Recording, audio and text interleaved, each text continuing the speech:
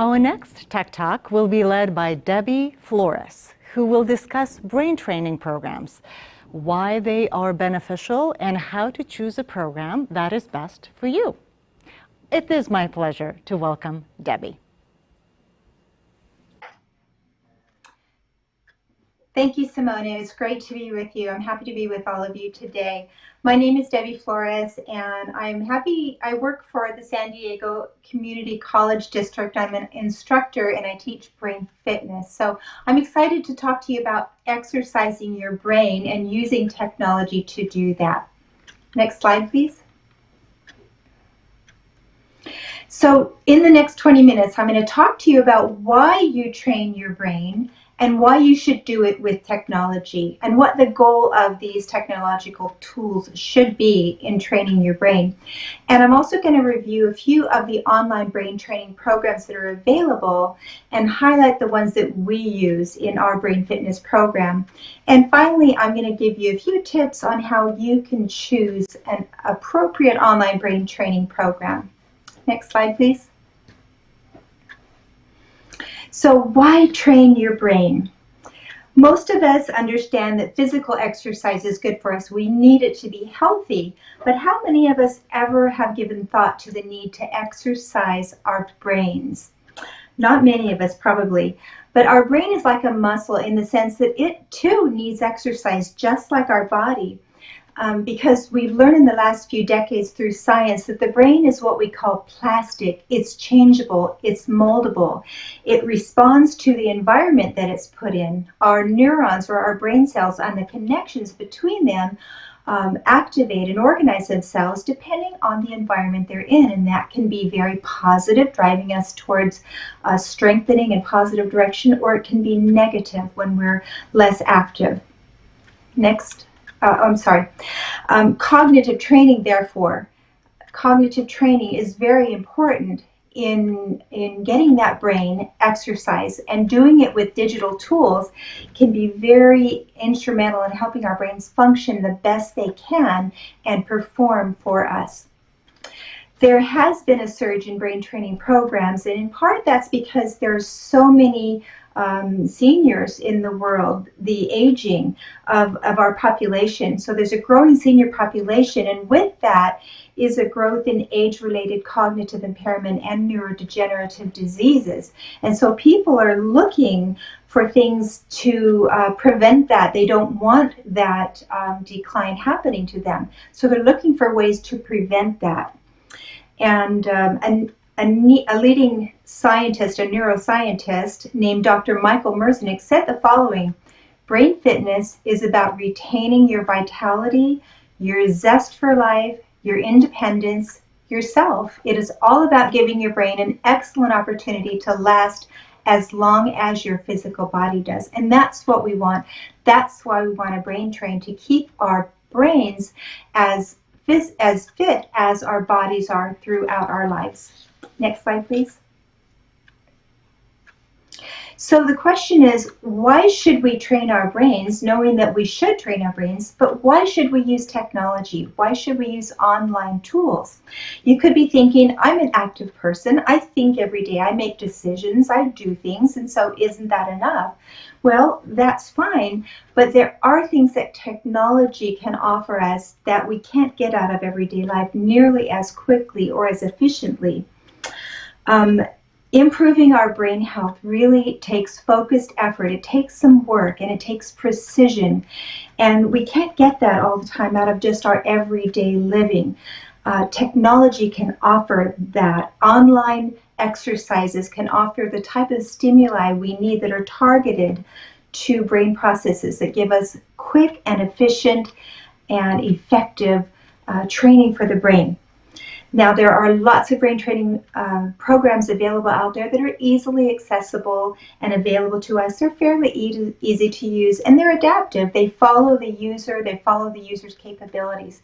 And what's really nice is that the performance gains from the user can be tracked using an online brain training program.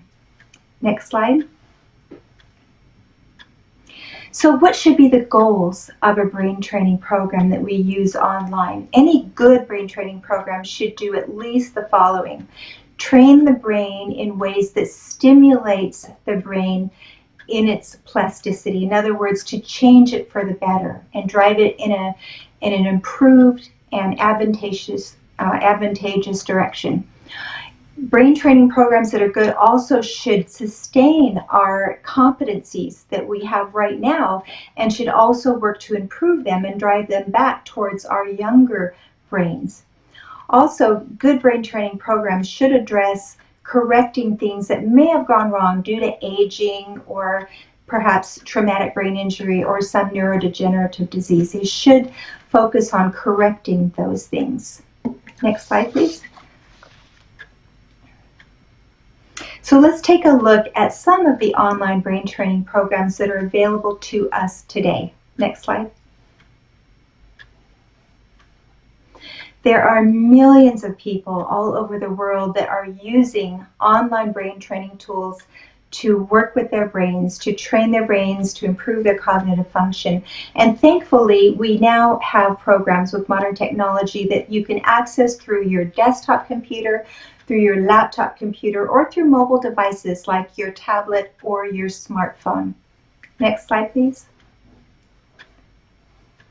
Here is just a smattering of some of these programs that you can find online. There's so many, but here are some that you might recognize, and we're going to just talk about some of these right now. Next slide. First one I want to talk about is Lumosity, and this is probably the one that most people recognize. It's quite well known. It's actually probably the most popular brain training app. According to their own website, they have over 100 million users.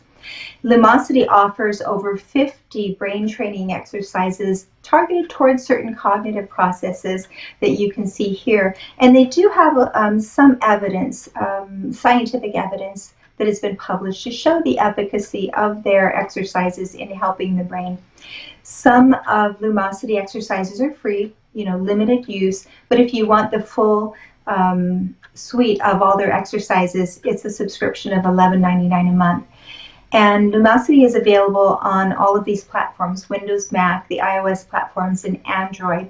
And I list the websites on each of these slides so that if you're curious about them, you can go to the website and investigate it a little bit.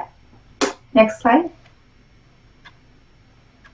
Another app is Elevate, and this one has quite a few users. They claim that there's over 50 million users of this brain training app, and it actually won about 7 years ago the iPhone App of the Year. Elevate has over 40 games that are designed, again, towards specific cognitive processes. I could only find one research study by an independent research company. Doesn't mean there's not more, but I couldn't locate them. Elevate is available to use. There's a basic free version, but paying for all the exercises is not that much money. It's $4.99 a month. And again, it's available on all of these platforms. Next slide. Cognifit is one that some of us will recognize. They have over 3.5 million users, and they have over 50 games that focus on 23 different cognitive skills. I did find 21 research studies that were published in scientific journals having to do with looking at Cognifit and seeing if it is efficacious in brain health. Now, you can get it in certain instances for free on Android and iOS devices. But if you want more access to all of the training games, it's between $20 and $30 a month, depending on how many you opt for.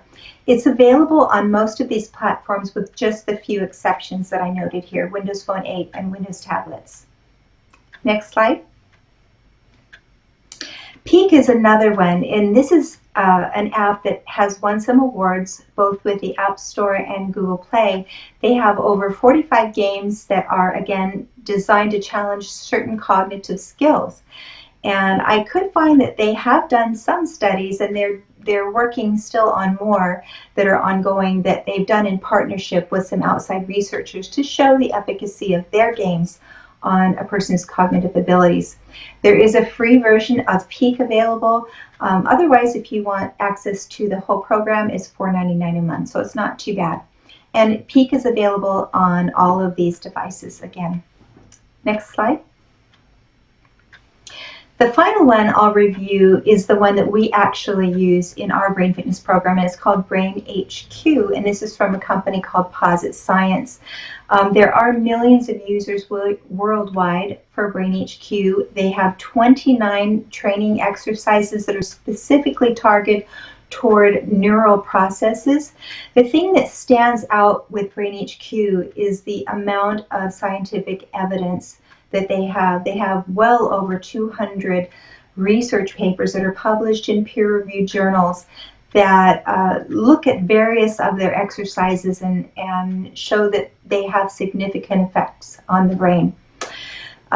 If you take a class through our college class, it is free. We pay the license for it, but you can go in and just try it out for free also in basic levels. And if you just want to subscribe to BrainHQ, it's about $14 a month, and it is available on all of these platforms.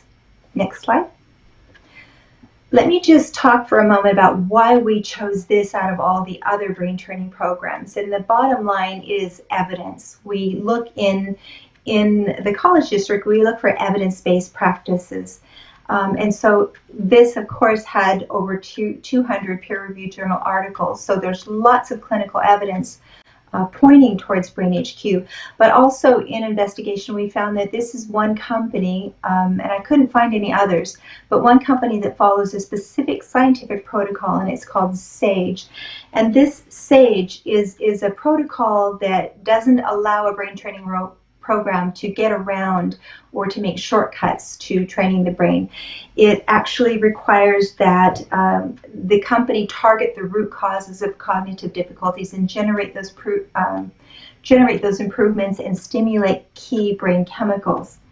The exercises are designed to drive, or they should be designed to drive a person progressively in an improving direction, and to have that happen in minutes rather than in days. The exercises under the SAGE protocol are supposed to target multiple domains so that they target the brain from top levels to every level of the brain.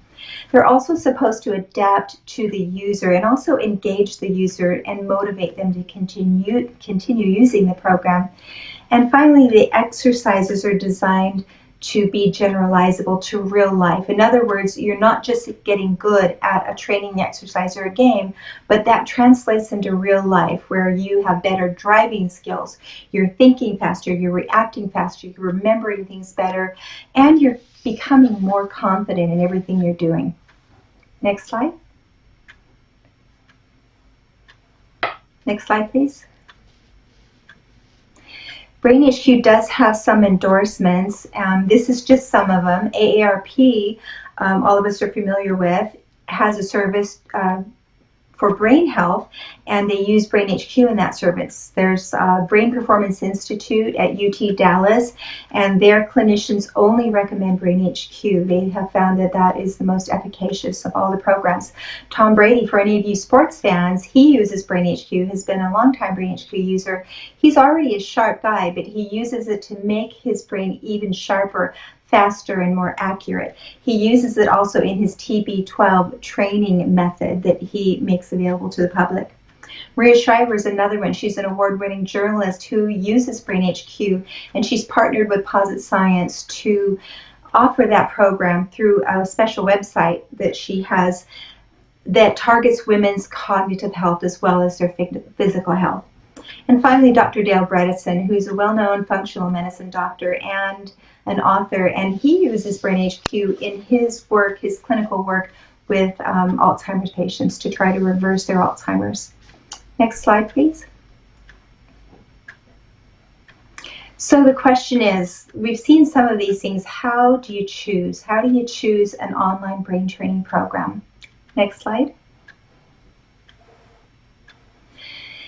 Actually, in other fields, there are industry standards. Think about the UL, Underwriters Laboratory. They have standards, products meet those standards, and they get the mark. However, in the field of brain training and online brain training, there is no certifying body. There is nothing that ensures the quality of these. And it is a problem both for the industry and for us as consumers of these products. Now, we do have the FDA, and the FDA does approve certain brain training programs that are aimed to treat specific medical or disorders like ADHD. We also have the FTC that's looking out for false advertising claims. Next slide. So it can be very challenging. If you haven't felt that already, I hope you do. It can be very challenging for anyone to sift through all of the information out there, all of the claims and the advertising and the information on which brain training program you should use, which are valid and which are effective, which one is right for you. Next slide. So let me just wrap it up with some tips that may help you choose a brain training program. Number one, look for products that are science-based, that are designed by real scientists, real neuroscientists that have a lot of evidence. They've been through clinical trials and show some strong evidence.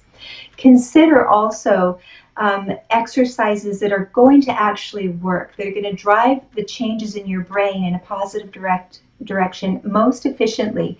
And you find that out by looking at these studies that I just mentioned. These exercises should be focused on that and not just giving you a good time and having fun. And that's okay too, but really brain training exercises need to be focused on neural process improvement. Also, you should be careful of any brain training program that makes claims that seem too good to be true, because we all know most of the time when we hear something that sounds too good to be true, it usually is. Be careful of companies that don't have a lot of research, but they have a lot of advertising, because it kind of tells you where their focus is, and that's on just selling a product. And for me, the most powerful is look for personal results. Try things out yourself. Do your research and maybe take one of these at a time and try that out for a certain time. See if you feel any difference in your brain, or if you see any difference in your everyday life. To me, that's the most powerful way you can try these out. Next slide, please. So my final piece of advice is that you only have one brain. So please, please take good care of it. Exercise it as you would your body, so it will last and be as healthy as your body is for the rest of your life. All right, I have some questions that are going to be, I'm going to be taking them over my cell phone. They're being fed to me from Simona. So let me take a few minutes for questions. One of them is, can the brain be trained to be smarter with some of these games? Absolutely. If you look at the definition of smarter, that means maybe the ability to learn, to retain information, to manipulate information, to make good decisions. Absolutely. At least in the program we use, BrainHQ, one of the categories for training is called intelligence, and it is all the exercises under the category intelligence are aimed at helping you to exercise the parts of your brain that allow you to make good decisions, to manipulate information and use it in a good way. So yes, you can be made smarter in that sense with the proper brain training games. Another question is, how does duplicate bridge rate for cognitive exercise? Well, I'm not a bridge player. I think bridge is fun because you're socializing with others. Yes, you do have to think and strategize. So it's good for you, but you do have to remember there is a limit to certain games, to doing puzzles, to doing word games or word puzzles, and maybe bridge falls into it. It is good, but if you really want to sharpen your brain and to target neural processes, some of these things that you do every day for fun aren't targeting brain speed and aren't targeting accuracy in the brain. When you use an online brain training tool, those are targeting them. So keep playing your bridge, but add some online brain training to that. Good question. Can exercises be adapted for low vision? That's a tough one. I can't answer for all the exercise programs out there. I can only answer for BrainHQ. They're not really adaptable for low vision, but there are certain exercises that are focused on auditory cognition. So if you have low vision, you could certainly work with those exercises that are more auditory in nature. You have your headphones. If you can respond to using your keyboard or your mouse just to certain stimuli, yes or no, then you can do it. Great question. Can you repeat the class to join San Diego College of Continuing Education? Yes, we have many students who've been in there for a year, a decade even. You keep repeating it because it's so good. We have lessons that for repeating students, we change them up every single semester to try to keep students' interest and teach them new things, and we're always getting new research. So yes, you can be a long-time student in brain fitness. Let's see, another question is, why use online brain training programs rather than just playing games such as Sudoku, cribbage, etc.? And I think I answered that. Those are good things and they're fun because they stimulate you in certain ways and you're doing it usually with other people, which is really powerful. It's good to socialize. That's good for your brain also. However, there are certain things, especially according to that SAGE scientific protocol, that can't be done just with everyday games like that, which is brain speed and accuracy. So you do need some targeted, focused brain training programs that you can get online to deliver those benefits in just minutes.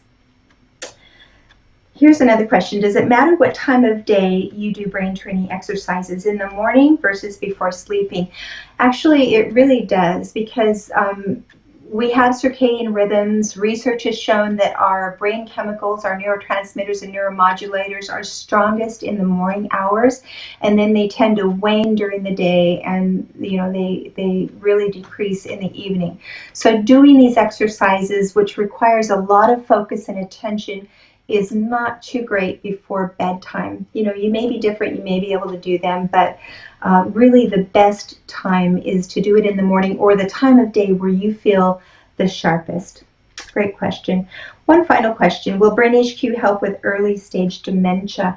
There's been a lot of research on that. I think Posit Science doesn't like to say that, doesn't like to make that claim that yes, we help that, but there's been a lot of research, large research studies, longitudinal, and lots of participants that have pointed towards that. They've looked at people over the years that have used these exercises and have seen a significant decline in the risk of dementia. But again, Posit Science doesn't come out right out and say that. So I think we're out of time. Thank you, everyone. Great questions, and I appreciate being here with you.